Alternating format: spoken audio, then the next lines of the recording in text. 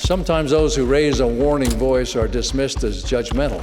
Paradoxically, however, those who claim truth is relative and moral standards are a matter of personal preference are often the same ones who most harshly criticize people that don't accept the current norm of correct thinking.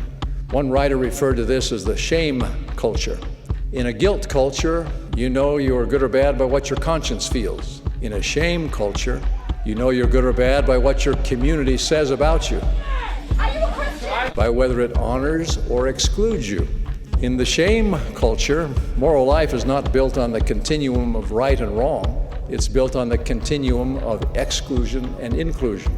Everybody is perpetually insecure in a moral system based on inclusion and exclusion. There are no permanent standards, just the shifting judgment of the crowd. It's a culture of oversensitivity, overreaction, and frequent moral panics during which everybody feels compelled to go along. The guilt culture could be harsh, but at least you could hate the sin and still love the sinner. The modern shame culture allegedly values inclusion and tolerance, but it can be strangely unmerciful to those who disagree and those who don't fit in.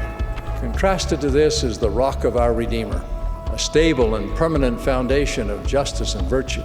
How much better it is to have the unchanging law of God by which we may act to choose our destiny rather than being hostage to the unpredictable rules and wrath of the social media mob. How much better it is to know the truth than to be tossed to and fro and carried about with every wind of doctrine. How much better to repent and rise to the gospel standard than to pretend there is no right or wrong.